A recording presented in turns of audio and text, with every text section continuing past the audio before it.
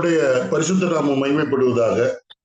மறுபடியும் இந்த சனிக்கிழமை கலாத்தியர் நிருபத்தை வாசித்து தியானிப்பதற்கு கர்த்தர் கொடுத்த இந்த கிருபைக்காக கர்த்தரை நான் ஸ்தோத்தரிக்கிறேன். நாம் ஏற்கனவே கேட்டது போல கலாத்தியர் நிருபம் 5ஆம் அதிகாரத்திலே நாம் நின்று கொண்டிருக்கிறோம். இந்த 5-6 அதிகாரங்கள் நாம் கிறிஸ்துவுக்குள் சுயாதீனர்களாக இருக்கும்படி அழைக்கப்பட்டிருக்கிறோம்.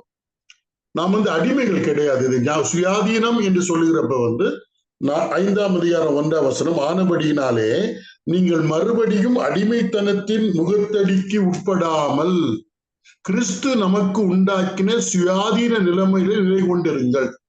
இது நம்முடைய இருதயத்திற்கு ஒரு சந்தோஷத்தை தரக்கூடிய வார்த்தை. என்னவென்றால், ஆண்டவராய் இயேசு கிறிஸ்துவின் மீது விசுவாசம் வைக்கிறவர்கள் யாருமே அடிமைகள் கிடையாது.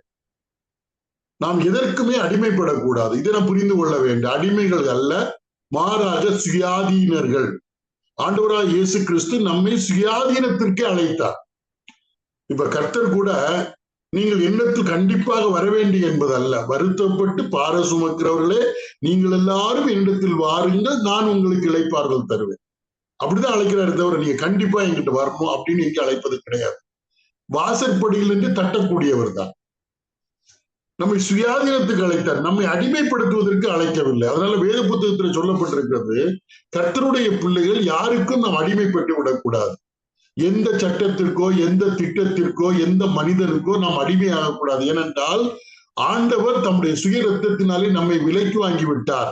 நாம் அவருக்கு சொந்தம். கர்த்தருக்கு சொந்தமானவர்கள் யாருக்கும் அடிமை கிடையாது. இதை நாம் புரிந்து கொள்ள வேண்டும். 1 கொரிந்தியர் 7ஆம் அதிகாரம், 1 கொரிந்தியர் 7ஆம் அதிகாரத்துக்கு வருகிறப்ப 1 கொரிந்தியர் 7ஆம் அதிகாரத்துல 23வது வசனம், 23வது வசனம், நீங்கள் கிரயத்துக்கு கொல்லப்பட்டீர்கள், மனுஷருக்கு அடிமைகள் ஆகாதிருங்கள். மனுஷருக்கு நமக்கு மனிதருக்கு யாருக்குமே அடிமைகள் கிடையாது. நாம் சுயாதீனர்கள். கர்த்தர் கூட நம்ம சுயாதீனத்திற்கு என்று அழைத்தார்.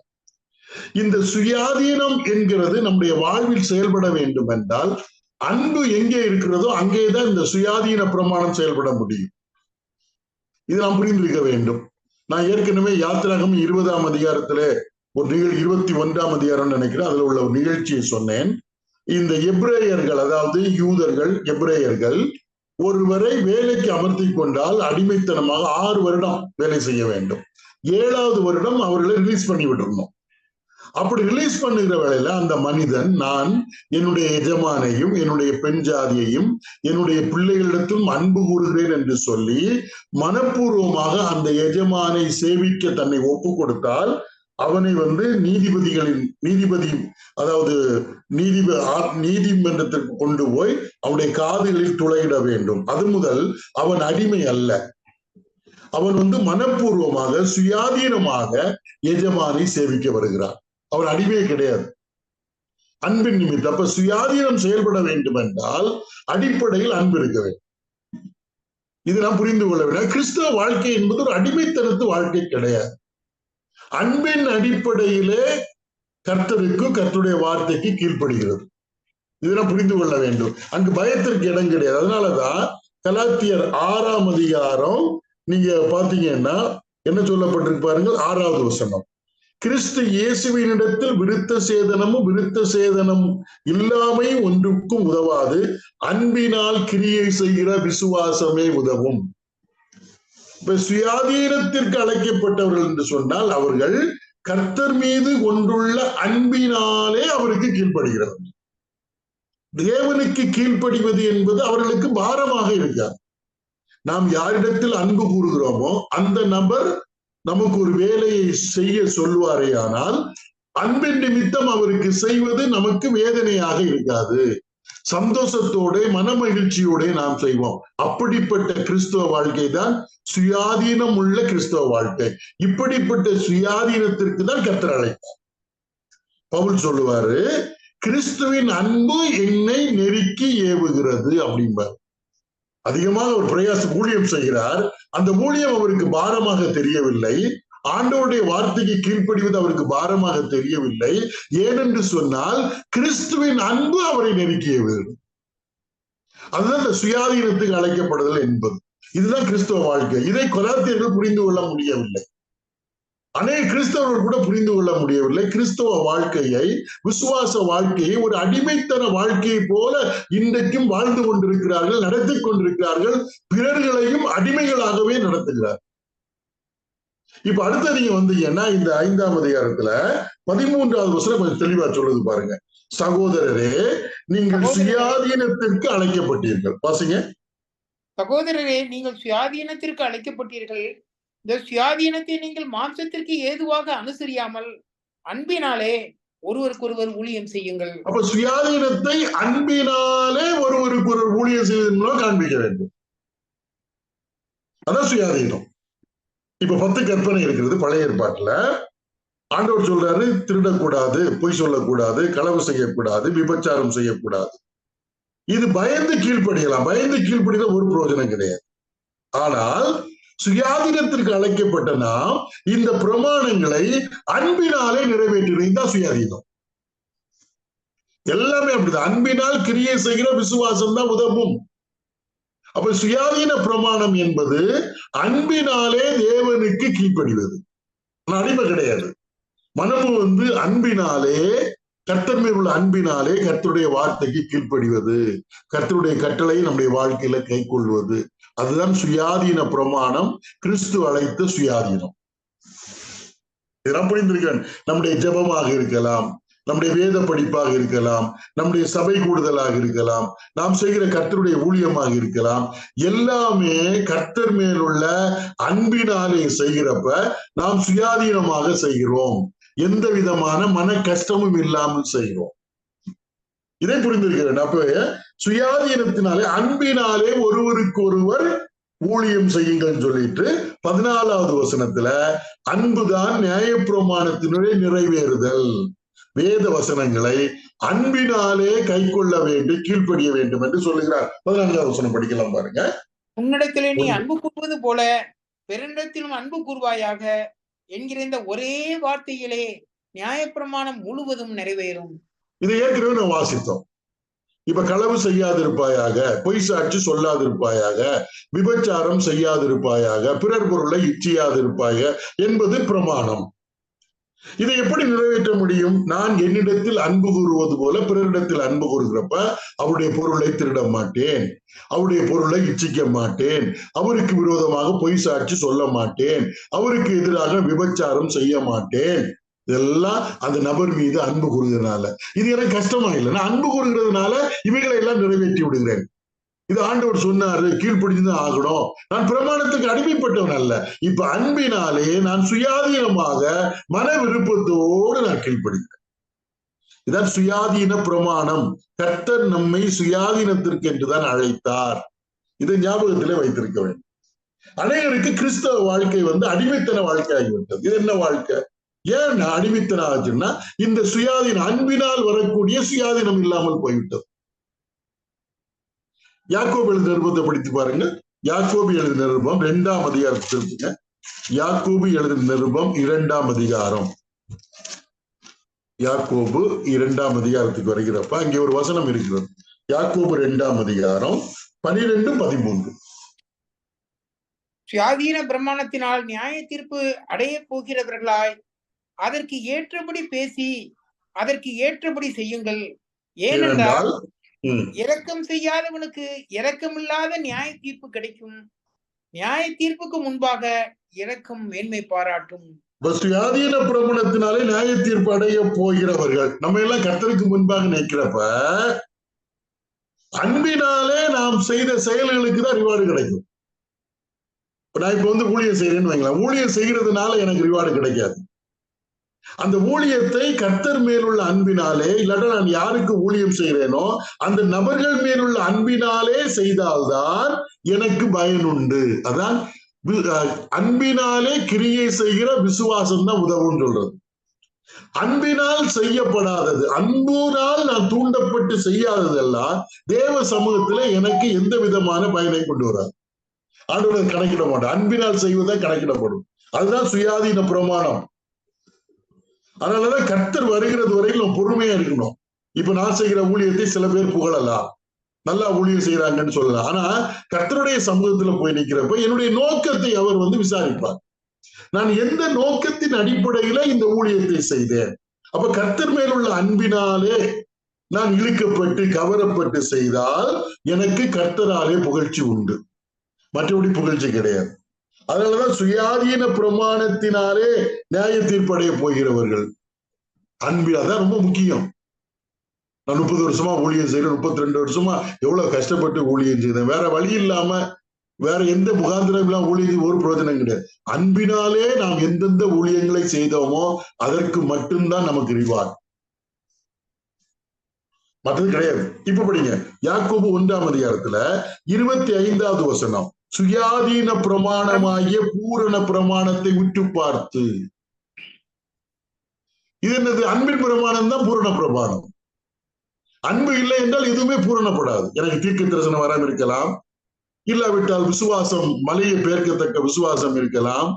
அதுல அன்போடு இருந்தால்தான் அது பயனுண்டு, மற்றதெல்லாம் அன்பு இல்லை என்றால் ஒன்றும் இல்லை. அப்ப சுயாதீன பிரமாணமாகிய பூரண பிரமாணம் என்றால் அது அன்பின் அடிப்படையிலே செயல்படக்கூடிய பிரமாணம், அதான் சுயாதீன பிரமாணம். இதுதான் கிறிஸ்தவ வாழ்க்கை. இன்னைக்கு எத்தனை பேர் கிறிஸ்தவ வாழ்க்கையை விடுதலையோடு கிறிஸ்துவின் தந்த சுயாதீனத்தோடு அனுபவம்? ஒரு காரியத்தை கர்த்தருடைய நாமத்திலே செய்கிறோம் என்றால் அவர் மேலுள்ள அன்பினாலே செய்வதுதான் நமக்கு லகுவாக இருக்கிறதா சுயாதீன பிரமாணம். கர்த்தர் அந்த சுயாதீனத்திற்கு தான் நம்மை அழைத்தார். இதை விட்டுட்டு என்ன ஆகி போச்சு பாருங்க, 15வது வசனம். இப்ப வருவோம் பாருங்க. நீங்கள் ஒருவரை ஒருவர் கடித்து பட்சித்தீர்களானால் அழிவீர்கள், அப்படி ஒருவரால் ஒருவர் அழிக்கப்படாதபடிக்கு எச்சரிக்கையாயிருங்கள். அன்புக்கு எதிர்ப்பது என்ன? கடித்து பட்சித்தல். ஊழியம் செய்யறதுல ஒரு போட்டி, எல்லாத்துலயுமே போட்டி, பொறாமை, அது இது அப்படி இப்படி நடந்தோம்னா அது ஆவிக்குரிய காரியமாக இருந்தாலும் கடைசியில் ஒன்றும் இல்லாமல் போய்விடும். அன்பினால் கிரியை செய்கிற விசுவாசம்தான் உதவும். அதான் சுயாதீனம். இதை நாம் புரிந்து கொள்ள வேண்டும். நான் ஒரு மீட்டிங் நடத்துறேன், நான் ஒரு மீட்டிங் நடத்துறேன், இல்லைன்னா நீங்க ஒரு மீட்டிங் நடத்துறீங்க. அதே நேரத்துல உங்களுக்கு போட்டியா நான் ஒரு மீட்டிங் வச்சுருவேன். ஆனா ஊழியம் நல்லது, நல்ல பிரசங்கரெல்லாம் கூப்பிட்டு அது ஆவிக்குரிய விசுவாசிகளுக்கு ரொம்ப பிரயோஜனமா இருந்தது. ஆனா அந்த ஊழியத்துக்கு ரிவார்டு கிடையாது, தெரியுமா? ஏன்னா அது ஆரம்பித்தது போட்டியில. அப்ப அன்புதான் அந்த சுயாதீன பிரமாணத்தை இழுத்து செல்வது. அப்ப கிறிஸ்துவ வாழ்க்கை அதான். அந்த சுயாதீன பிரமாணத்திற்கு கட்டுப்பட்டவர்கள், கிறிஸ்துவிலே சுயாதீனமாய் அழைக்கப்பட்டவர்கள் எப்படி வாழ வேண்டும் என்பதுதான் இந்த 4ம் 5ம் அதிகாரம். எப்படி வாழ வேண்டும், எப்படி இருக்கணும், எப்படி இருக்கக்கூடாது. இப்ப சுயாதீனத்திற்கு அழைக்கப்பட்டவர்கள், கிறிஸ்துவில சுயாதீன பிரமாணத்துக்கு உட்பட்டவர்கள் எப்படி இருக்கணும்? அடுத்த நீங்க படிக்கிறப்ப 16வது வசனம். பின்னும் நான் சொல்லுகிறது என்னவென்றால், ஆவிக்கேற்றபடி நடந்து கொள்ளுங்கள், அப்பொழுது மாம்ச இச்சையை நிறைவேற்றாதிருப்பீர்கள். அப்ப சுயாதீன பிரமாணத்திற்கு அழைக்கப்பட்டவர்கள் ஆவிக்கேற்றபடி நடந்து கொள்ள வேண்டும், மாம்ச இச்சைகளை நிறைவேற்றக்கூடாது. இங்க சொல்லப்பட்டிருக்கிறது 13வது வசனத்துல, சுயாதீனத்திற்கு அழைக்கப்பட்டீர்கள், இந்த சுயாதீனத்தை நீங்கள் மாம்சத்திற்கு ஏதுவாக அனுசரியாமல், என்னுடைய சுயலாபத்திற்கு நான் பயன்படுத்திடக்கூடாது. சரியா? சுயாதீனத்தை. ஆனால் அந்த சுயாதீனத்தை பிறருக்கு ஊழியம் செய்வதன் மூலமாக நான் பிறருக்கு அன்பின் நிமித்தம் ஊழியம் செய்ய வேண்டும், நான் பிறருக்கு பணிவிடை செய்ய வேண்டும். அப்ப சுயாதீனத்தை அனுபவிப்பு சொல்லப்பட்டிருக்கிற ஒரு விஷயம் என்னன்னா, நான் சொல்லுகிறது என்னவென்றால், ஆவிக்கேற்றபடி நடந்து கொள்ளுங்கள், அப்பொழுது மாம்ச இச்சையை நிறைவேற்றாதிருப்பீர்கள். இன்னைக்கு அநேகர் மாம்ச இச்சை நிறைவேற்றாமல் இருப்பதற்கு என்ன செய்ய வேண்டும் அப்படிதான் சொல்லுவாங்க. ஜெபம் பண்ணணும், பைபிள் படிக்கணும், ஒழுங்கா சபை கூடி வரணும். அது இல்லைங்க. அது நிறைவேற்றாமல் இருக்க வேண்டும் என்றால் ஆவிக்கேற்றபடி நடந்து கொள்ள வேண்டும். இப்ப ஆவிக்கேற்றபடி நடக்கணும்னா என்ன செய்யணும்? முதல்ல நம்முடைய மைண்ட், சிந்தையில ஆவிக்கேற்றவைகளை சிந்திக்க தெரியணும். ரோமருக்கு எழுதின நிருபம் 8ஆம் அதிகாரம். ரோமருக்கு எழுதின நிருபம் 8ஆம் அதிகாரம். ரோமருக்கு எழுதின நிருபம் 8ஆம் அதிகாரம் திருப்புறப்ப ஆவிக்கேற்றபடி நடந்து கொள்ளுதல், மாம்சத்துக்கு ஏற்றபடி நடந்து கொள்ளுதல் சொல்லப்பட்டிருக்கும். இப்ப 8ஆம் அதிகாரம் எத்தனாவது வசனம்னு பாருங்க, அதாவது 5வது வசனம். அன்றியும் மாம்சத்தின்படி நடக்கிறவர்கள் மாம்சத்துக்குரியவைகளை சிந்திக்கிறார்கள், ஆவியின்படி நடக்கிறவர்கள் ஆவிக்குரியவைகளை சிந்திக்கிறார்கள். அப்ப ஆவிக்கேற்றபடி நடக்க வேண்டும் என்றால் ஆவிக்குரியவர்களை சிந்திக்க வேண்டும். நம்முடைய சிந்தை தான் நம்முடைய நடக்கை. அப்ப எந்த அளவுக்கு ஆவிக்குரியவைகளை நாம் சிந்திக்கிறோமோ அந்த அளவுக்கு நம்முடைய நடக்கை ஆவிக்குரியவைகளாக இருக்கும். மாம்சத்துக்கு ஏற்றவைகளை சிந்தித்தால் நம்முடைய நடக்கை மாம்சத்துக்குரியவைகளை சிந்திக்க இருக்கும். அப்ப மாம்சத்துக்கேற்றபடி நடவாமல் நம்ம ஆவிக்கேற்றபடி நடக்க வேண்டும் என்றால் நம்முடைய சிந்தை ஆவிக்கேற்றதாக இருக்க வேண்டும். நம்முடைய எண்ணங்கள் அப்படி இருக்கணும். அதுதான் நம்முடைய வாழ்க்கை நடைமுறையில மாறும். நீங்க இன்னும் நீங்க படிச்சீங்கன்னா ஒரு வசனம் இருக்குது பாருங்க, 10ஆம் வசனம் படிச்சு பாருங்க, ரோமர் 8:10. மேலும் கிறிஸ்து உங்களில் இருந்தால் சரீரமானது பாவத்தின் நிமித்தம் மரித்ததாயும் ஆவியானது நீதி நிமித்தம் ஜீவன் உள்ளதாயும் இருக்கும். அப்ப கிறிஸ்து உங்களில் இருந்தால், நிறைய பேர் இந்த ரோமர் 7ஆம் அதிகாரத்தை படிச்சுட்டு எப்பவுமே சொல்லிட்டு இருப்பாங்க, எனக்குள் பாவம் வாசமா இருக்கிறது, பாவம் வாசமா இருக்கிறதுன்னு. அது உண்மைதான், பாவம் வாசமா இருக்கு. ஆனா 8ஆம் அதிகாரம் படிச்சீங்கன்னா இந்த பாவம் வாசமா இருக்கிற நம்முடைய சரீரத்தில் கிறிஸ்து வாசமா இருக்கிறார், தேவன் வாசமா இருக்கிறார், தேவனை கிறிஸ்துவை உயிரோட எழுப்பின ஆவியானவர் வாசமா, அதை மறந்துடுறாங்க. ஏதாவது பாவம் என்னட்ட பாவம் சோபம் இருக்கு, அதனால நான் பாவம் செய்யறேன்பாங்க. இப்ப நீங்க படிச்சு பாருங்க 7ஆம் அதிகாரத்துல என்ன சொல்லப்பட்டிருக்கு பாருங்க, ரோமர் 7ஆம் அதிகாரத்துல 20வது வசனம். அந்தபடி நான் விரும்பாததை நான் செய்தால் நான் அல்ல, எனக்குள்ளே வாசமாய் இருக்கிற பாவமே அப்படி செய்கிறது. இதை எல்லாருமே இருக்கு, எனக்குள்ள பாவம் வாசமா இருக்கிறது, பாவத்தன்மை இருக்கிறது, அது உண்மை.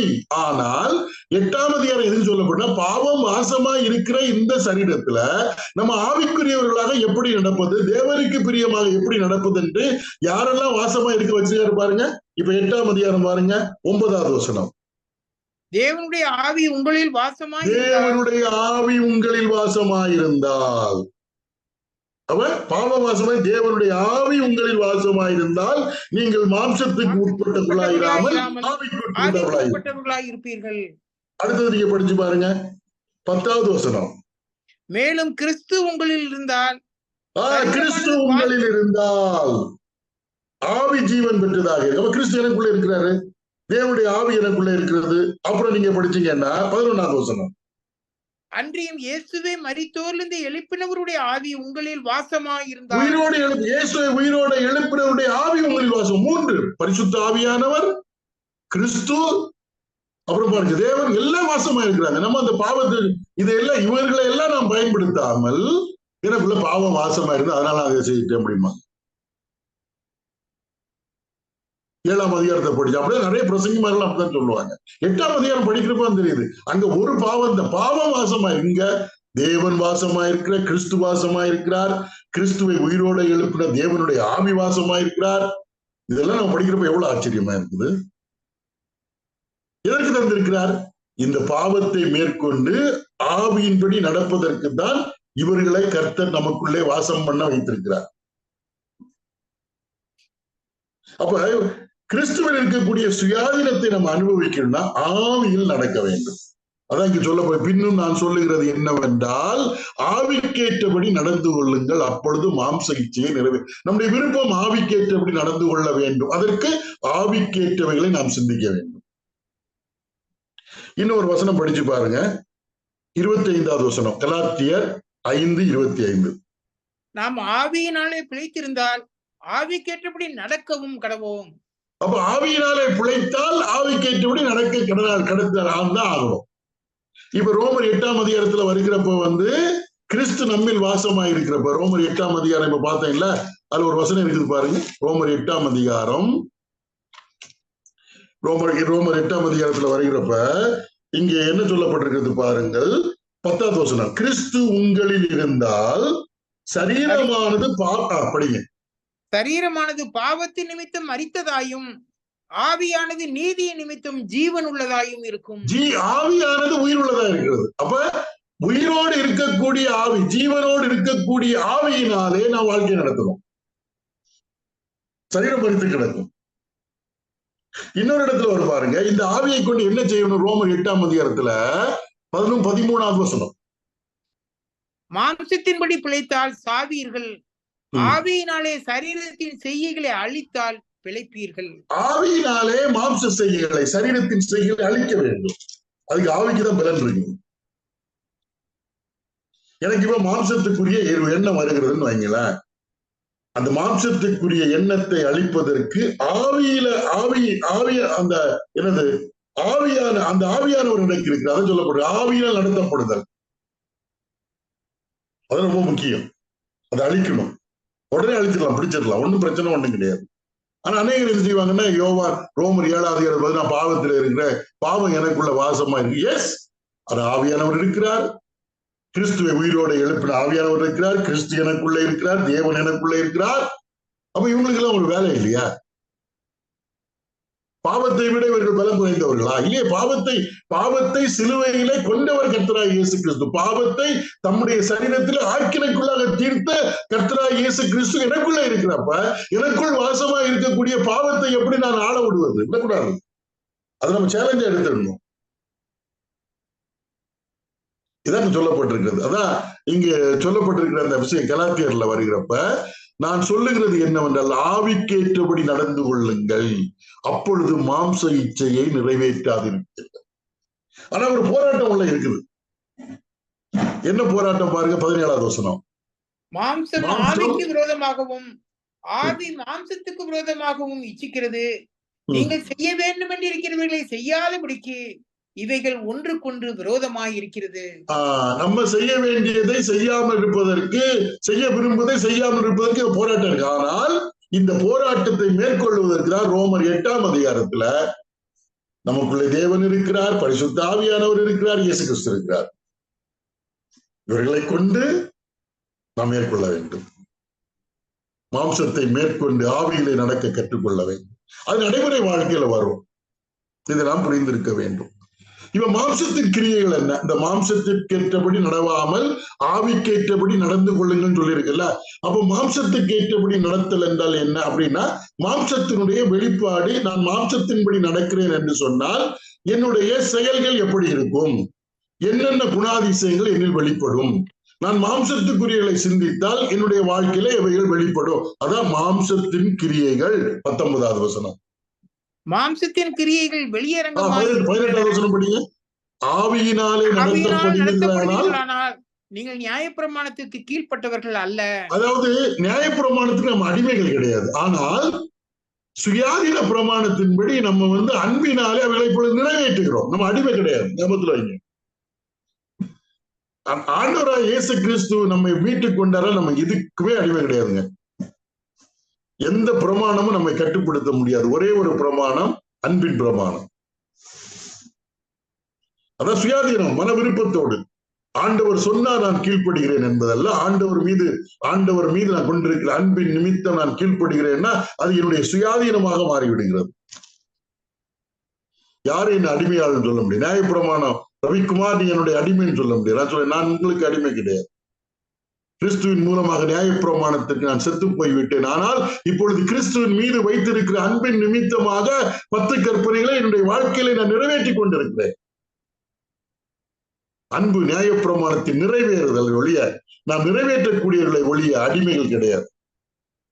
அதான் சொல்லப்படுறது, ஆவியினாலே நடத்தப்படுவீர்களே ஆனால் நீங்கள் நியாயப்பிரமாணத்தை கீழ்ப்படிய மாட்டீங்க. ஏன்னா ஆவியினாலே நடத்தப்படுகிறப்ப ஆவியின் கனி நம்மில் காணப்படும்.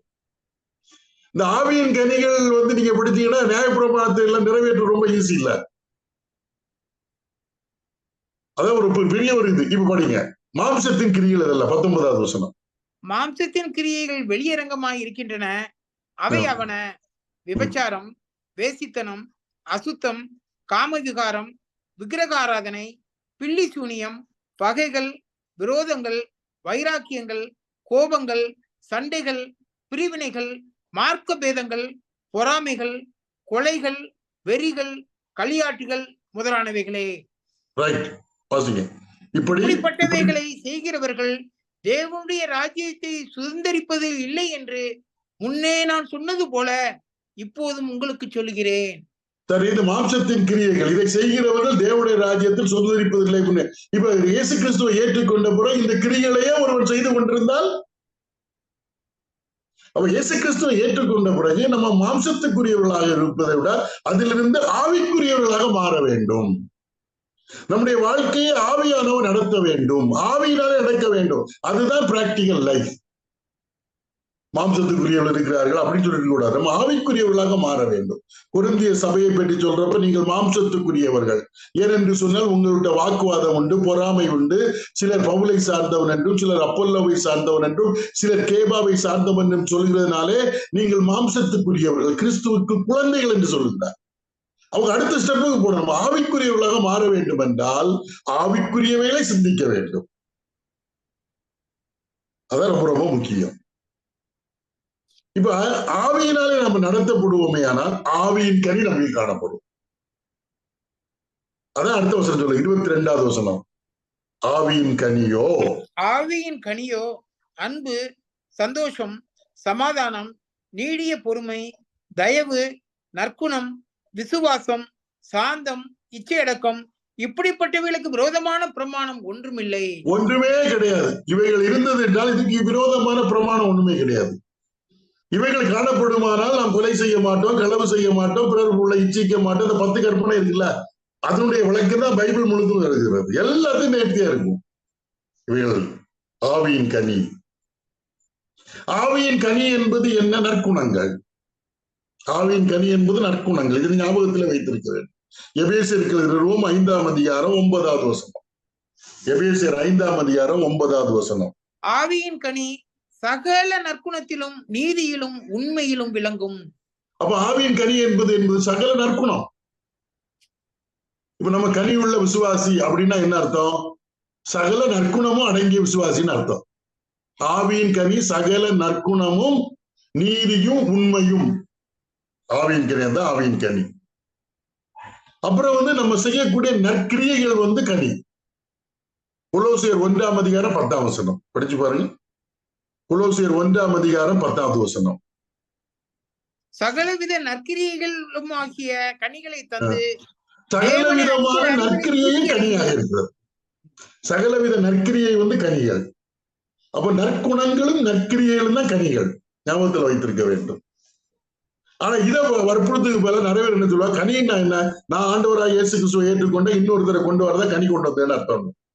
இவைகள் வந்தால்தான் நான் சரியான நபரை கொண்டு வர முடியும். இது இல்லாம நான் பிரயாசப்பட்டு ஒரு பிரயோஜனம் வைக்கிறேன். நற்குணங்களும் நற்கிரியைகளும். அப்புறம் ஒரு நீதியின் கனின்னு ஒண்ணு இருக்குல்ல, நீதியின் கனி. நீங்க யாக்கோபு படிச்சு பாத்தீங்கன்னா, யாக்கோபுல ஒரு வரும் பாருங்க, ஒரு வசனம் 3:18. நீதியாகிய கனியானது நடப்பிக்கிறவர்களாலே சமாதானத்திலே விதைக்கப்படுகிறது. அப்ப நீதியின் கனின்னு அது என்னது? அது முழுது சமாதானம். நீங்க படிச்சு பாருங்க, ஏசாயா தீர்க்கதரிசன புஸ்தகம் 32ஆம் அதிகாரம் 17வது வசனம். நீதியின் கனின்னா என்ன? ஏசாயா 32:17. நீதியின் கிரியை சமாதானமும் நீதியின் பலன் என்றும் உள்ள அமெரிக்கையும் சுகமுமாம். ஆமா, நீதியின் கிரியை சமாதானம், அது என்றும் உள்ள அமெரிக்கையும் சுகம். அதான் நீதியின் கனி. இப்ப ஆவியின் கனி, ஆவியினாலே நடத்தப்படுகிறவர்களுடைய வாழ்க்கையில ஆவியின் கனி காணப்படும் இல்லையா? மாம்சத்தின்படி நடக்கிறவர்கள்ட்ட இதெல்லாம் காணும். இந்த கிரியைகள் இதெல்லாம் இருக்குல்ல, இதெல்லாம் இருக்கும் இல்லையா? நம்ம அங்க இருக்கிறோம். அது மாம்சத்துக்குரிய வளர பார்க்கணும். வளர்ந்து ஆவிக்குரிய நிலைமையில வளர வேண்டும். அதான் சொல்லப்பட்டிருக்கிறது. ஆவியின் கனியோ அன்பு, சந்தோஷம், சமாதானம், நீடிய பொறுமை, தயவு, நற்குணம், விசுவாசம், சாந்தம், இச்சையடக்கம், இப்படிப்பட்டவைகளுக்கு விரோதமான பிரமாணம் ஒன்றுமில்லை. ஆவியின் கனிகள் என்று சொல்லவில்லை, ஆவியின் கனி. இதுல எனக்கு ஒண்ணு இருக்கு இன்னொன்னு இல்லைன்னு சொல்லிட்டு இருக்க கூடாது. ஒரே கனிதான், அதுல 9 சுவை இருக்கிறது. அதை நம்ம புரிந்து கொள்ள வேண்டும். எனக்கு அன்பு இருக்குது, ஆனா சந்தோஷம் இல்லைன்னா, அன்பு இருக்கிற இடத்துல சந்தோஷம் இருக்கும், சமாதானம் இருக்கு, எல்லாமே இருக்கும். எல்லாம் இது சேர்ந்துதான் இருக்கும். ஒண்ணு கரெக்டா இருந்தா எல்லாமே போயிடும். இச்சையடக்கம், சுய கட்டுப்பாடு, ஆவியின் கனி. ஆவியினால் நடத்தப்படுகிறவர்கள் ஆவியின் கனியை உடையவர்களாக இருப்பார்கள். மாம்சத்தினாலே நடத்தப்படுகிறவர்கள் மாம்சத்துக்குரிய செயல்கள் வெளிப்பட்டு கொண்டே இருக்கும். நம்ம கண்டுபிடிச்சிருக்கோம். அப்ப நம்ம சுயாதீனத்துக்கு அழைக்கப்பட்டவர்கள் ஆவியின் கனியினாலே நிறைந்து காணப்பட வேண்டும், ஆவியினாலே நடத்தப்பட வேண்டும். அடுத்து சொல்லப்பட்டிருக்கு பாருங்க 24வது வசனம். கிறிஸ்துவினுடையவர்கள் தங்கள் மாம்சத்தையும் அதன் ஆசை இச்சைகளையும் சிலுவையில் அறைந்திருக்கிறார்கள். கிறிஸ்துவை உடையவர்கள் தங்கள் மாம்சத்தையும் அதன் ஆசை இச்சைகளை சிலுவையில் அறைந்து விட்டார்கள். அதான் ரோமர் 8ஆம் அதிகாரத்துல படிக்கிறப்ப தெளிவா சொல்லப்பட்டிருக்கு. கிறிஸ்து உங்களில் வாசமாயிருந்தால் என்ன சொல்லப்பட்டிருக்கு பாருங்க. கிறிஸ்து உங்களில் வாசமாயிருந்தால் ரோமர் 8ஆம் அதிகாரம். ரோமர் 8ஆம் அதிகாரத்துல 10 மேலும் கிறிஸ்து உங்களில் இருந்தால் சரீரமானது பாவத்து நிமித்தம் மரித்ததாயும். பாவத்து நிமித்தம் சரீரம் மரித்ததா இருக்கும். நம்முடைய சரீரம் பாவம் செய்வதற்கு செத்து போனதாக இருக்கும். கிறிஸ்து உங்களில் வாசமாயிருந்தார். இன்னைக்கு நிறைய பேருக்கு அது ஞாபகம் இல்லை. கிறிஸ்து ஏதோ ஞாயிற்றுக்கிழமை தான் வருவாரு, ஆவியானவர் ஞாயிற்றுக்கிழமை தான் வருவார். அதனால ஞாயிற்றுக்கிழமை வந்தோடனே வாரும் ஐயா போதகரேன்னு பாடுவோம், ஆவியானவரே இப்போ வாரும்னு பாடுவோம். மற்ற 6 நாள் நம்மகிட்ட இல்லை. அப்படிதான் நிறைய பேர் சொல்றாங்க.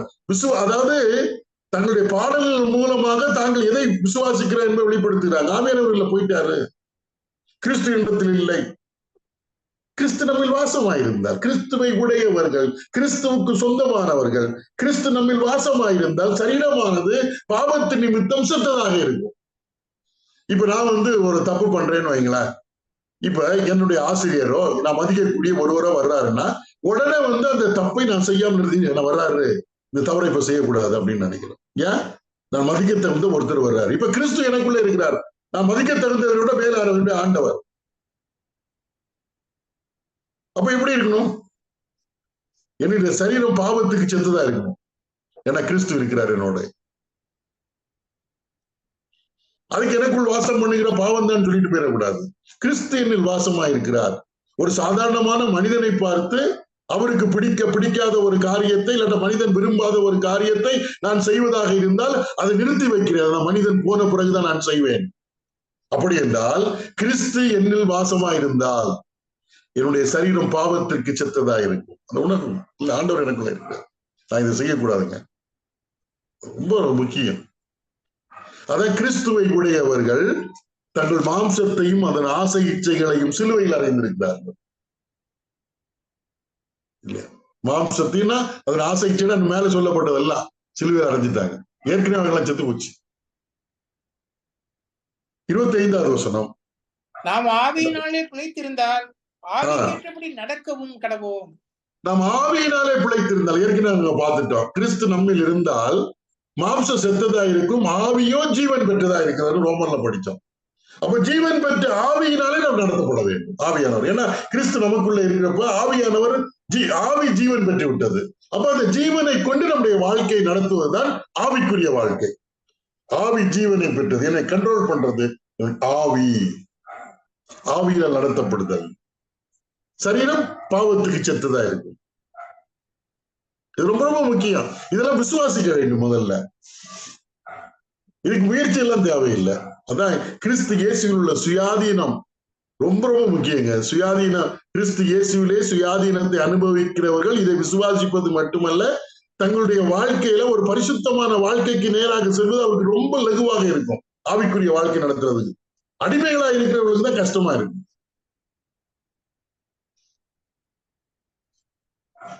கிறிஸ்து இயேசுவில் உள்ள சுயாதீனத்தை அனுபவித்தல். அதனால இந்த ஏற்கனவே நம்ம 15ஆம் வசனத்துல படிச்சது மாதிரி, நீங்கள் ஒருவரை ஒருவர் கடிந்து பட்சியாது இருந்தீர்களேயானால் பட்சித்திருக்கிறீர்களானால் அழிவீர்கள். அப்படி ஒருவருக்கு ஒருவர் அழிக்கப்படாதபடிக்கு எச்சரிக்கையாயிருங்கள். 26வது வசனம். வீண் புகழ்ச்சியை விரும்பாமலும் ஒருவரை ஒருவர் கோபம் ஊட்டாமலும் ஒருவர் மேல் ஒருவர் பொறாமை கொள்ளாமலும் இருக்க கடவோம். வீண் புகழ்ச்சியை விரும், அது என்னது? மாம்சத்துக்குரிய செயல்தான். இப்ப கிறிஸ்துவில் உள்ள சுயாதீனத்தை நம்ம அனுபவிக்கணுங்க. சுயாதீன பிரமாணத்துக்கு நம்ம கட்டுப்பட்டவங்க. வீண் புகழ்ச்சியை விரும்பாமலும்.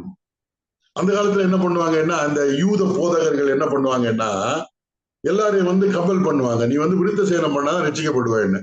இப்ப அவருடைய பிரசங்கத்தை கேட்டு விருத்த சேனம் பண்ணிட்டாங்கன்னா உடனே சொல்லுவாங்க, என் நிமித்தம் 10 பேர் விருத்த சேனம் பண்ணிட்டான். அவருக்கு ஒரே புகழ்ச்சிதான், என்னாலும் 10 பேர் விருத்த சேனம் பண்ணாங்க அப்படின்னு சொல்லிட்டு இருப்பாங்க. அந்த புகழ்ச்சி நாடுதல். அத வீண் புகழ்ச்சியை விரும்பாமலும் ஒருவரை ஒருவர் கோபம் ஊட்டாமலும் ஒருவர் மேல் ஒருவர் பொறாமை கொள்ளாமலும் இருக்க கடவோம். அதுக்கு பதிலாக என்ன செய்யணும்? 13வது வசனம். சகோதரரை, நீங்கள் சுயாதீனத்திற்கு அழைக்கப்பட்டீர்கள். இந்த சுயாதீனத்தை உங்கள் மாம்சத்திற்கு ஏதுவாக அனுசரியாமல் அன்பினாலே ஒருவருக்கொருவர் ஊழியம் செய்யுங்கள். இதுதான் அந்த பிரமாணம், சுயாதீன பிரமாணம். அங்க வீண் புகழ்ச்சிக்கோ இல்லாட்ட ஒருவரை ஒருவர் கோபம் மூட்டுதலோ இல்லாட்ட ஒருவருக்கு ஒருவர் விதமா பொறாமை கொள்வதோ இருக்காது. எங்க? சுயாதீனத்துல. சுயாதீன பிரமாணத்தை கீழ்பட்டிருந்தால் அன்புதான் அங்க செயல்படும். ஆவியின் கனிதான் அங்க இருக்கு. அதுக்கு விரோதமான பிரமாணம் ஒண்ணுமே கிடையாது. சரி, சுயாதீன பிரமாணத்துக்கு உட்பட்டவர்கள் நாம் எல்லாம் சுயாதீனம் உள்ளவர்கள். அப்ப சில பிரச்சனைகள் வருகில்ல, அப்ப அதை எப்படி தீர்க்கிறது? அதுலயும் சொல்லப்பட்டிருக்கு பாருங்க, 6ஆம் அதிகாரம் 1ஆம் வசனம். சகோதரரே, ஒருவன் யாதொரு குற்றத்தில் அகப்பட்டால் ஆவிக்குரியவர்களாகிய நீங்கள் சாந்தமுள்ள ஆவியோட அப்படிப்பட்டவனை சீர்பொருந்த பண்ணுங்கள். நீயும் சோதிக்கப்படாதபடிக்கு உன்னை குறித்து எச்சரிக்கையாயிரு. அப்ப இந்த சுயாதீனம் இருக்குல்ல, நீங்கள் சுயாதீனத்துக்கு அழைக்கப்பட்டவங்க, அந்த அழைப்பை சரியா புரிந்து கிறிஸ்துவுக்கு சுயாதீனத்தை என்ஜாய் பண்ணுகிறவங்க இருக்கிறாங்கல்ல, அவங்க லைஃப்ல பிரச்சனை வரல. இப்ப சகோதரர் ஒருவர் யாதொரு குற்றத்தில் அகப்பட்டால் எப்படி தீர்க்கிறது? அப்ப ஆவிக்குரியவர்கள் யாரோ அவர்கள் சாந்தமுள்ள ஆவியோட அப்படிப்பட்டவனை சீர்பொருந்த பண்ணுங்கள். இப்ப கணவனும் மனைவிக்கு இடையில ஒரு பிரச்சனைன்னு வைங்களா, அப்ப கேட்பாங்க யாரு எப்படி தீர்க்கிறீங்க? அதில் யார் ஆவிக்குரியவர்களோ அவர்கள் முதலாவது ஸ்டெப் எடுக்கணும். ஆவிக்குரியவர்களுக்கு பிரச்சனையை தீர்க்க முடியும். மாம்சத்துக்குரியவர்களோ பிரச்சனை தீரவே தீராது. இன்னும் பிரச்சனை நிறைய வந்துடும். அதான் சகோதரன் ஒருவன் யாதொரு குற்றத்தில் அகப்பட்டால் ஆவிக்குரியவர்களாகிய நீங்கள், அதான் அந்த கிறிஸ்துவின் சுயாதீனத்தை அனுபவிக்கிறவங்க ஆவிக்குரியவர்களா இருப்பாங்க. அன்பினால இல்லையா, அவங்கள்ட்ட அன்புதான் பொங்குவோம். சாந்தமுள்ள ஆவியோட அப்படிப்பட்டவனை சீர்பொருந்த பண்ணுங்கள். அதே வேளையில அப்படி சீர்பொருந்த பண்ண ரொம்ப கவனமா இருக்கணும். நீயும் சோதிக்கப்படாதபடிக்கு உன்னை குறித்து எச்சரிக்கை. ஏன்னா இன்னைக்கு ஒரு சகோதரன் இல்லாவிட்டால் ஒரு சகோதரன் ஒரு குற்றத்தில் அகப்பட்டு விட்டார், ஆவிக்குரிய ஒரு சகோதரன் அவரை சீர் பண்ணுங்க. ஆனால் அந்த ஆவிக்குரிய சகோதரனுக்கும் கேரண்டி கிடையாது. ஏன்னா அவனுக்கு இப்படிப்பட்ட குற்றங்கள் வரல, ஏன்னா மனிதனாக தானே இருக்கிறான். அதனால நீயும் சோதிக்கப்படாதபடிக்கு உன்னை குறித்து எச்சரிக்கையா இருக்கணும். எச்சரிக்கையா போய் ஆவிக்குரியவர்கள் தான் சீர்பொருந்த பண்ண வேண்டும். நமக்கு ஆவிக்குரியவர்கள் காரியங்களை சீர்பொருந்த பண்ணுவாங்க. இப்ப சகோதரன் ஒருவன் யாதொரு குற்றத்தில் அகப்பட்டால் நம்ம சாந்தமுள்ள ஆவியோட போகணும். இப்ப நானே என் கை எனக்கு விரோதமாக ஒரு குற்றம் செய்தால் என்ன செய்யறது? உன் கை உனக்கு விரோதமாக செயல்பட்டால் என்ன செய்யணும்? பைபிள் போட்டிருக்கு, இடர் உண்டாக்கினான் அதை என்னது தரித்து விடு. உன் கால் இடல் பண்ண அதை தரித்து விடு. உன் கண் இடர் தரித்து விடு. அப்படின்னா நான் ஒரு தவறு பண்றப்ப என்னை குறித்து நான் ரொம்ப ஸ்ட்ரிக்டா இருக்கணும். ஆனா பிறர் ஒருவர் ஒரு குற்றத்தில் அகப்பட்டால் சாந்தமுள்ள ஆவியோட அவரை ட்ரீட் பண்ணும். இப்ப எப்படி நடக்கும் தெரியுமா? அது இந்த சுயாதீன பிரமாணத்துல வர்றப்பதான் தெரியும். இப்ப என்னன்னா, பிறர் ஏதாவது ஒரு குற்றத்தில் அகப்பட்டால் அவன் கையை விட்டுவோம், காலை விட்டுவோம். நான் அதே குற்றத்தை செய்தால் சாந்தமுள்ள ஆவியோட ஈடுபடும். ஆனா என்னை பொறுத்த மட்டும் நான் ரொம்ப ஸ்ட்ரிக்டா இருக்கேன். என் கை எனக்கு இடர்கள் உண்டாக்கினால் அதை தரித்து போட வேண்டும்.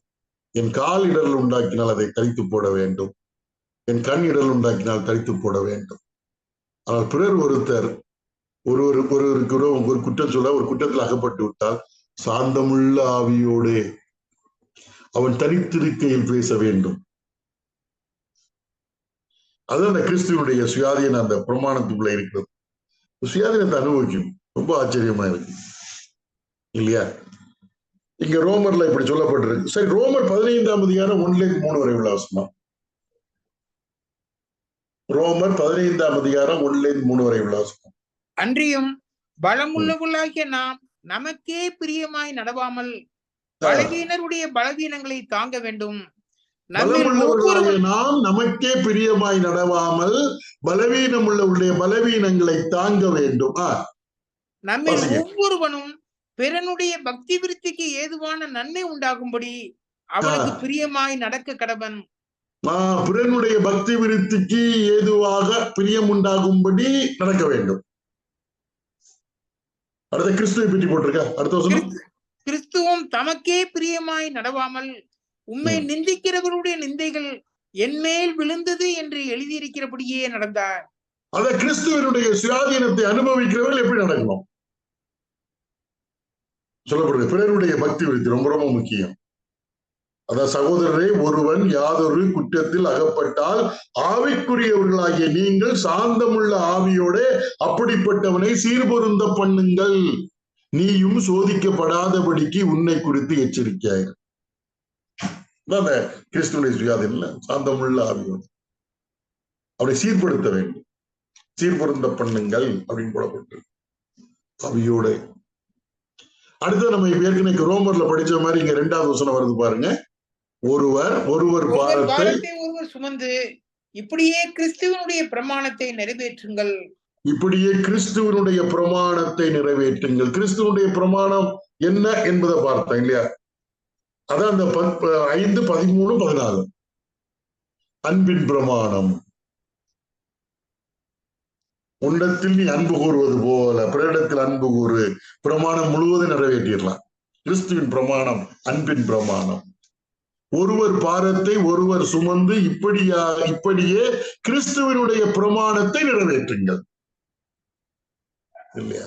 கிறிஸ்துவின் பிரமாணத்தை நிறைவேற்றி, கிறிஸ்துவின் பிரமாணம் அன்பினாலே தேவ பிரமாணத்தை எல்லாம் நிறைவேற்றி விட்டுலாம்.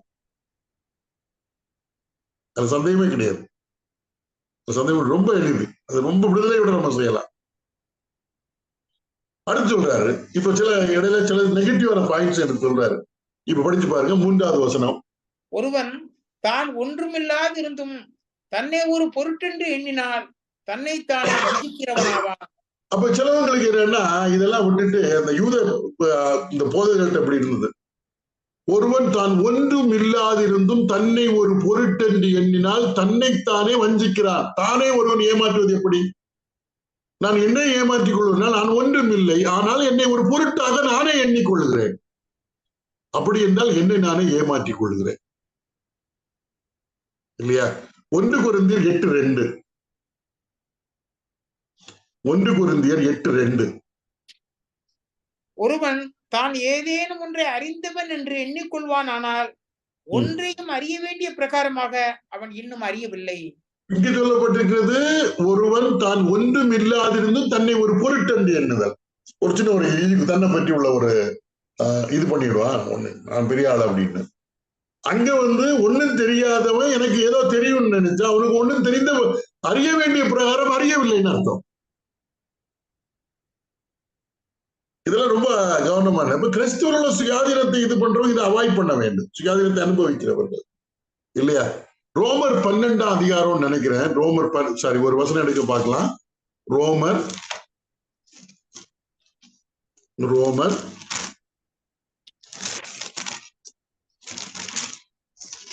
11ஆம் அதிகாரம் நினைக்கிறேன். 12ஆம் அதிகாரம் 3வது வசனம். அல்லாமலும் எனக்கு அருளப்பட்ட கிருபையினாலே நான் சொல்லுகிறதாவது, உங்களில் எவனானாலும் தன்னை குறித்து எண்ண வேண்டியதற்கு மிஞ்சி எண்ணாமல் அவனவனுக்கு தேவன் பகிர்ந்த விசுவாச அளவின்படியே தெளிந்த எண்ணமுள்ளவனாய் எண்ண வேண்டும். ஒருவன் தன்னை குறித்து எண்ண வேண்டியதற்கு மிஞ்சி எண்ணக்கூடாது. அதான் ஒண்ணு, மிஞ்சி எண்ணுதல். அது ரொம்ப தன்னை பற்றி மேன்மையாக எண்ணுதல். பிறரை நாம் மேன்மையாக எண்ண வேண்டும். மனத்தாழ்மை என்று சொன்னால் என்ன அர்த்தம் தெரியுமா? மற்றவர்களை தன்னை விட மேலாக எண்ணுவதுதான் மனத்தாழ்மை. மற்றவர்களை மேன்மையாக எண்ணுதல். அவன் தன்னை தன் மனத்தாழ்மை உள்ளவன் என்ற அர்த்தம். இங்கு சொல்லப்பட்டிருக்கிறது, எவனாவது தன்னை குறித்து எண்ண வேண்டியதற்கு மிஞ்சி எண்ணக்கூடாது அப்படின்னு.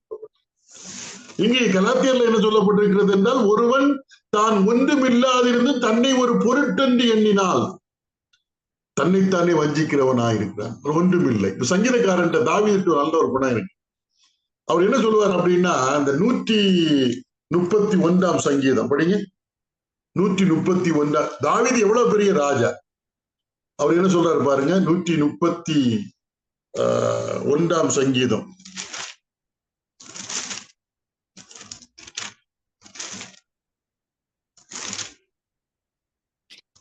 கர்த்தாவே, என் இருதயம் இருமாப்பு உள்ளதல்ல, என் கண்கள் மேட்டுமை உள்ளவர்களும் அல்ல, பெரிய காரியங்களிலும் எனக்கு மிஞ்சின கருமங்களிலும் நான் தலையிடுகிறதும் இல்லை.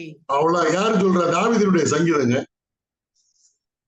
தாவீது ஒரு பெரிய போர் வீரன், பெரிய ராஜா. அவருக்கு என்ன குறை? அவர் சொல்றாரு, கர்த்தாவே என் இருதயம் மேட்டிமை உள்ளது அல்ல, எனக்கு மிஞ்சின கருமங்களிலும் இதில் நான் தலையிடுறதே கிடையாது. நான் என்னுடைய ஆத்மாவை அதை படி, அந்த சங்கீதத்தை படிங்க.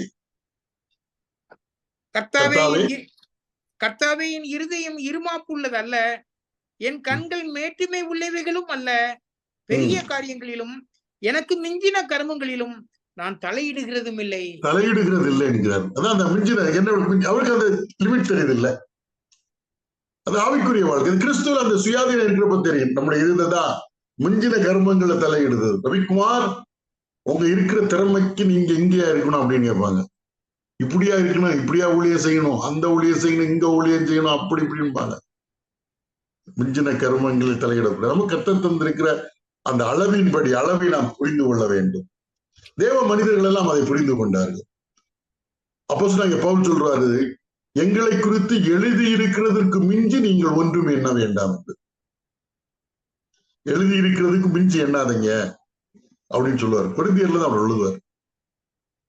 அப்ப இங்க சொல்லப்பட்டிருக்க, ஒருவன் தான் ஒன்றும் இல்லாதிருந்தும் தன்னை ஒரு பொருட்டென்று எண்ணினால் தன்னைத்தானே வஞ்சிக்கிறவனாவான் என்று சொல்லப்பட்டிருக்கு.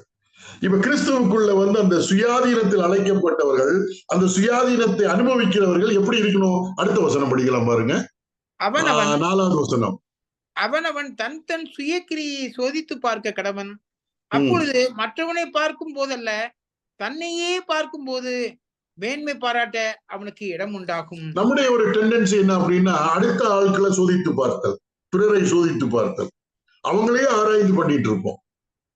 ஆனா இங்க கிறிஸ்துவிலே உள்ள, கிறிஸ்து நம்மை சுயாதீனத்துக்கு அழைத்திருக்கிறப்ப அந்த சுயாதீனத்தை அனுபவிக்கிறவர்கள் அவனவன் தன் தன் சுய கிரியையை சோதித்து பார்க்க கடவன். நம்ம செயலை நம்ம சோதித்து பார்க்கணும், டெஸ்ட் பண்ணி பார்க்கணும். கர்த்தருக்கு பிரியமா இருந்ததா, கர்த்தருக்கு முன்பாக எப்படி இருக்க முடியும் பார்க்க கடவன். அப்பொழுது மற்றவனை பார்க்கும் போதல்ல தன்னை பார்க்கும் போது மேன்மை பாராட்ட அவனுக்கு இடம் உண்டாகும். நம்மை நாமே சோதித்து பார்த்தல் இல்லையா? ஆண்டவர் சொல்லுவார்ல, மத்தேயு 7ஆம் அதிகாரத்தில் அழகா ஒண்ணு சொல்லுவார்ல, அதாவது பிறனுடைய கண்ணில இருக்கக்கூடிய தூசியை எடுக்கிறதுக்கு முன்னால உன் கண்ணில் இருக்கக்கூடிய உத்திரத்தை எடு. அதுல என்ன சொல்கிறார் அப்படின்னா, முதல்ல உன்னை நீ சோதித்து பார். உன்னை கண்ணில் ஒரு பெரிய உத்திரம் இருக்கிறது, அதை எடுப்பதற்கு நீ முயற்சி பண்ணு. அதுக்கு பிறகு பிறனுடைய கண்ணில் இருக்கக்கூடிய சின்ன தூசி எடுக்க முயற்சி பண்ண. உன்னை நீ சோதித்து பார் அப்படிங்கிற இங்கே சொல்லப்பட்டிருக்கிறது. அவனவன் தன் தன் சுய கிரியையை சோதித்து பார்க்க கடவன், அப்பொழுது மற்றவனை பார்க்கும் போதல்ல தன்னையே பார்க்கும் போது மேன்மை பாராட்ட அவனுக்கு இடம் உண்டு. 1 கொரிந்தியர் 11:28. 1 கொரிந்தியர் 11:28. எந்த மனுஷனும் தன்னைத்தானே சோதித்து அறிந்து இந்த அப்பத்திலே புசித்து இந்த பாத்திரத்தில் பானம் பண்ண கடவன். தன்னை சோதித்தது ரொம்ப முக்கியம் இல்லையா? இப்ப நம்ம எல்லாம் ஞாயிற்றுக்கிழமை அப்போ இதோட செயலாம் இது பண்றப்ப யாரெல்லாம் எடுக்கலன்னு அந்த சோதனை தான் இருக்கு. முடிஞ்ச உடனே இன்னைக்கு கூட அப்போ எடுக்கல, பாத்திரம் எடுக்கல, அதை பற்றி பெரிய டிஸ்கஷன் ஆகிடும். தன்னை சோதித்தறிதல் ரொம்ப முக்கியம். தன்னைத்தான் சோதித்தறிதல். தன்னை சோதிக்கிறவர்களுக்கு தீர்ப்பு. அடுத்த வசனத்துல படிக்கிறப்ப என்ன சொல்லப்பட்டிருக்கிறது பாருங்கள். இப்ப நம்ம படிச்ச வசனம்,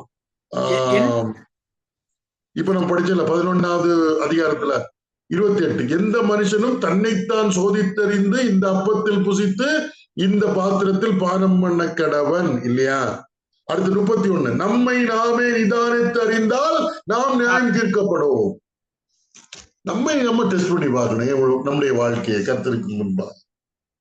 அடுத்தவங்களுடைய வாழ்க்கையை சோதித்து அறிவதற்கு நமக்கு நேரமே இருக்காதுங்க. நம்ம வாழ்க்கை, நம்முடைய ஆவிக்குரிய வாழ்க்கை கர்த்தருக்கு முன்பாக எப்படி இருக்கிறது, நம்முடைய செயல்பாடுகள் எப்படி இருக்கிறது கர்த்தருக்கு முன்பாக, அது நமக்கு பெரிய பக்தி விருத்தியை உண்டாகும். அது பிற்காலத்துல நமக்கு மேன்மையை கொண்டு வரும். அதான் இங்க சொல்லப்படும். அவனவன் தன் தன் சுய கிரியையை சோதித்து பார்க்க கடவன், அப்பொழுது மற்றவனை பார்க்கும் போதல்ல தன்னையே பார்க்கும் போது மேன்மை பாராட்ட அவனுக்கு இடம் உண்டு என்று சொல்லப்படும். இங்க ஒரு வசனம், 2வது வசனத்துல ஒருவர் பாரத்தை ஒருவர் சுமந்து இப்படியே கிறிஸ்துவனுடைய பிரமாணத்தை நிறைவேற்றுங்கள். இப்ப பாருங்க 5வது வசனம். அவனவன் தன் தன் பாரத்தை சுமப்பானே. இது இந்த தன் பாரம்னா அது என்ன? அதுக்கு கீழே உள்ள வசனங்கள் எல்லாம் நீங்க படிச்சு பார்த்தீங்கன்னா தெரியும். ஒருவர் பாரத்தை ஒருவர் சுமப்பது இல்லையா? நம்ம பிறருடைய காரியங்களை கரிசனையோடு இருப்பது, பிறருடைய பக்தி விருத்தியை நாடுவது கிறிஸ்துவின் பிரமாணம். அதுபோல என்னுடைய வாழ்க்கையில நான் ஏதாவது தவறு செய்தால், இல்லாட்ட ஏதாவது இது பண்ண, அதனுடைய விளைவை நான் தான் அனுபவிக்கணும். அதாவது ஒருவர் பாரத்தை அவனவன் தன் தன் பாரத்தை சுமப்பானே அப்படின்னு சொல்லப்பட்டிருக்கு. ஏன்னா நம்மை நாமே சோதித்து பார்க்கணும். இல்லைன்னா நம்ம செய்த தவிர நம்ம தான் அனுபவிக்கணும். அதனால சோதனை ரொம்ப ரொம்ப அவசியம். அந்த கிறிஸ்துவிலே உள்ள சுயாதீனத்துக்கு நாம் அழைக்கப்பட்டோம். இப்படி சுயாதீனமான வாழ்க்கை வாழக்கூடியவர்கள் எப்படி இருக்க வேண்டும் என்று சொல்லப்பட்டிருக்கிறத பார்க்கிறோம். இந்த அன்பினாலே கிரியை செய்கிற விசுவாசம் தான் உதவும். இப்ப இந்த இந்த 6வது வசனத்தை படித்து நம்ம முடித்து விடலாம். என்ன சொல்லப்பட்டிருக்கு பாருங்க. மேலும் திருவசனத்திலே உபதேசிக்கிறவனுக்கு சகல நன்மைகளிலும் பகிர்ந்து கொடுக்க கடவன். இப்ப நீங்க பாத்தீங்கன்னா கிறிஸ்தவ உலகத்துல எல்லாம் நீங்க பாத்தீங்கன்னா நிறைய பேர் கேட்பாங்க, உங்க பைபிள்ல எப்பவுமே கொடுங்கள் உங்க கடவுள் எப்பவும் கேட்கக்கூடியவரா அப்படின்னு தான் கேட்கிறாங்க. ஏன்னா எல்லாமே பிரசங்கமும் அப்படிதான். ஆனா இந்த அன்பினால் விசுவாசம் இருக்குது, அது கொடுத்தல் உண்டு, அன்பினால கொடுக்கப்படுவது. இல்ல போதிக்கிறவர்கள் திருவசனத்தை கேட்கிறவர்கள். அப்ப திருவசனத்தை போதிக்கிறவர்கள் எப்படி போஷிக்கப்படுகிறார்கள் அதான் சொல்லப்பட்டிருக்கு. மேலும் திருவசனத்தில் உபதேசிக்கிறவர்களுக்கு சகல நன்மையிலும் பகிர்ந்து கொடுக்க கடவுள். அருமையான ஒரு பிரமாணம் இல்ல. இப்ப நீங்க எனக்கு வேதத்தை போதிக்கிறீர்கள், எனக்கு ஊழியம் செய்கிறீர்கள்னா என்னுடைய வாழ்க்கையில நான் அனுபவிக்கக்கூடிய நன்மைகளை உங்களுக்கு நான் பகிர்ந்து கொடுக்க வேண்டும். திருவசனத்தை போதிக்கிறவர்களுக்கு அது அருமையான ஒரு பிரமாணம் இல்லையா? இப்ப இது அப்படி இப்ப எல்லாம் பவுலே சொல்லுவாரு சில இடத்துல, கொரிந்து பட்டணத்துல ஊழியம் செய்யறப்ப சொல்லுவாரு, உங்களிடத்திலே ஊழியம் செய்வதற்கு நான் மக்கதோனியா சபைகளை கொள்ளையிட்டேன் அப்படிம்பார். இது ஒரு பிரமாணம். யார் போதிக்கிறார்களோ அவர்கள் போதிக்கப்படுகிறவர்களுடைய சகல நன்மையும் போதிக்கப்படுகிறவர்கள் அவருக்கு பகிர்ந்து கொடுக்க வேண்டும் என்று சொல்லப்பட்டிருக்கிறது. இது நல்ல ஒரு பிரமாணம் இல்ல. அப்படி என்றால் இன்னைக்கெல்லாம் நீங்க பாத்தீங்கன்னா இப்படி இப்ப நிறைய இது வந்திருக்காது. ஆர்கனைசேஷன் இந்த ஃபண்ட் ரைசிங் இதெல்லாம் வந்திருக்காது. ஃபண்ட் ரைசிங் எல்லாம் வந்திருக்காது. ஒரு ஊழியக்காரருக்கு இல்ல, அவர் ஊழியம் செய்கிறாரு அவருக்கு இல்லை. ஏன்னா போதிக்கிறவர்களுக்கு சகல நன்மைகளும் பகிர்ந்து கொடுத்தது. அது ஒரு பிரமாணம். இது எதுன்னா அந்த சுயாதீனம், அதாவது கிறிஸ்துவில் உள்ள அந்த சுயாதீனத்துக்கு அழைக்கப்பட்ட நாம் சுயாதீனத்தோடு விசுவாச வாழ்க்கை, அன்போடு நாம் விசுவாச வாழ்க்கை நடத்துவோமே. ஆனால் இதெல்லாம் நம்முடைய வாழ்க்கையில அன்பின் நிமித்தமே வந்துவிடும். அழகா எழுதி கொடுக்கிறார். அவை பிரியமானவர்களை, கிறிஸ்துவுக்குள் நாம் சுயாதீனத்திற்கு அழைக்கப்பட்டவர்கள். அந்த சுயாதீனத்தில் நிலைத்திருப்போம். அந்த சுயாதீனத்தை அன்பினாலே செயல்படுத்துவோம். அன்பு நியாயப்பிரமாணத்தின் நிறைவேறுதலா இருக்கிறது. அன்பு இல்லை என்றால் ஒன்றுமே கிடையாது. நாம் ஒருவரில் ஒருவர் அன்பாக இருப்பதனால தான் எல்லாரும் நம்மை இயேசு கிறிஸ்துவை பின்பற்றக்கூடிய சீசர்கள் என்று அறிந்து கொள்வார்கள். அன்பு இல்லை என்றால் ஒன்றும் இல்லை. ஆகவே கிறிஸ்துவில் உள்ள சுயாதீனத்தை அன்பின் பிரமாணத்தின் மூலமாக நாம் நிறைவேற்ற கடனாளிகளாயிருக்கிறோம். கர்த்தர் தாமே இந்த வசனங்களை நமக்கு ஆசீர்வதித்து தருவாராக. கர்த்தரின் சித்தமானால் வருகிற சனிக்கிழமை மீண்டும் நாம் சந்திப்போம். ஆண்டவருடைய நாமம் மகிமைப்படுவதாக. ஜெபம் செய்து இந்த பைபிள் ஸ்டடியை நிறைவு செய்யும்படி கேட்டுக்கொள்கிறேன்.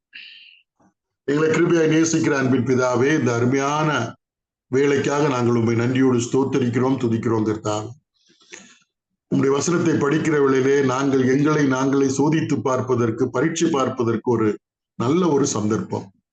கிறிஸ்துவிலே நாங்கள் சுயாதீனத்திற்கு அழைக்கப்பட்டவர்கள். அந்த சுயாதீனத்தை அடிப்படையாக கொண்டு அன்பினாலே நாங்கள் ஒருவருக்கு ஒருவர் ஊழியம் செய்யும்படியான கிருபைகளை தாரும். அன்பினாலே உங்களுடைய பிரமாணங்களை நிறைவேற்ற நீர் எங்களுக்கு உதவி செய்ய வேண்டுமாய் ஜெபிக்கிறோம். எவ்வளவு நீர் எங்களுக்கு வைத்திருக்கக்கூடிய பாரம், சுமை லெகுவானது என்பதை நாங்கள் உணர்ந்து கொள்ள முடிகிறது. பரிசுத்த பிதாவே, எங்களுடைய உள்ளத்தை தேவ அன்பினாலே நிரப்பும்படியாக நாங்கள் ஜெபிக்கிறோம். கிறிஸ்துவிலே சுயாதீனத்தை அனுபவிக்கக்கூடிய நாங்கள் மாம்சத்தின்படி நடவாமல் ஆவியின்படி நடந்து, பரிசுத்த பிதாவே, எங்கள் வாழ்விலே ஆவியின் கனி காணப்பட நீ உதவி செய்யும். ஆவியின் கனிக்கு விரோதமான பிரமாணம் ஒன்றுமே உலகத்தில் இல்லை. கிறிஸ்துவை உடையவர்கள் மாம்சத்தையும் அதன் ஆசை இச்சையும் சிலுவையில் அறைந்திருக்கிறார்கள். கிறிஸ்துவை உடையவர்களுடைய ஆவி உயிர் பெற்றிருக்கும் என்று நாங்கள் வேதத்திலே படிக்கிறோம். விசுவாசத்தினாலே இவைகள் எல்லாம் எங்கள் வாழ்க்கையிலே அனுபவமாக மாற நீர் எங்களுக்கு உதவி செய்ய வேண்டுமாய் ஜெபிக்கிறோம். சகோதரன் ஒருவன் குற்றத்தில் அகப்பட்டால் ஆவிக்குரியவர்கள் என்று சொல்லக்கூடியவர்கள் சாந்தமுள்ள ஆவியோட சீர்படுத்துவதற்கு நீ உதவி செய்ய வேண்டுமாய் ஜெபிக்கிறோம். எங்களை ஆவிக்குரியவர்களாக மாற்றும், ஆவிக்குரிய நிலைமையில நடக்க உதவி செய்யும், ஆவிக்குரியவர்களை சிந்திக்க நீர் எங்களுக்கு இரக்கம் பாராட்டு. இந்த வேளையிலே வந்த எல்லாருக்காக நாங்கள் உமக்கு நன்றி செலுத்துகிறோம். உலகத்தின் பல பகுதிகளிலிருந்து உம்முடைய பிள்ளைகள் பங்கு பெற்றிருக்கிறார்கள். இந்த வேத பகுதி அவர்களுக்கு பக்தி விருத்தியை உண்டாக்கத்தக்கதாக நீ உதவி செய்யும். நாங்கள் பிறருடைய நன்மையிலே அதிக கரிசனை உள்ளவர்களாக இருக்கத்தக்கதாக உதவி செய்யும். எங்களுடைய வாழ்க்கையை உமக்கு முன்பாக சோதித்து பார்க்க வேண்டிய கிருபைகளை தான். இந்த பைபிள் ஸ்டடி நடத்தக்கூடிய கொட்டிவாக்க சபையாருக்காக ஸ்தோத்திரம், சபையில் உள்ள விசுவாசிகளுக்காக ஸ்தோத்திரம். இதன் மூலமாக சபை பக்தி விருத்தி அடைய இரக்கம் செய்ய வேண்டுமாய் ஜெபிக்கிறோம். பல்வேறு இடங்களிலிருந்து பங்கு பெற்ற உங்களுடைய பிள்ளைகளுக்கு இந்த வேதாராய்ச்சி கூட்டம் மிகவும் பயனுள்ளதாகவும் ஆசீர்வாதமாக இருக்க உதவி செய்யும். போதிக்கிற நானே ஆகாதவனாய் போய்விடாதபடிக்கு எதை கற்றுக் கொடுக்கிறேன் அதை விசுவாசத்தினாலே கை கொள்ள அடியானுக்கு பலன் தாரும். இந்த நல்ல வேலைக்காக ஸ்தோத்திரம். உங்களுக்கு சித்தமானால் வருகிற சனிக்கிழமை நாங்கள் மீண்டும் சந்திப்பதற்கான ஒரு வாய்ப்பை தாரும். எங்கள் ஆண்டவரும் இரட்சகரும் மீட்பருமாகிய இயேசு கிறிஸ்து நல்ல நாமத்தில் இந்த ஜெபத்தையும் ஸ்தோத்திரத்தையும் எடுக்கிறோம் அன்பின் பிதாவே. ஆமென்.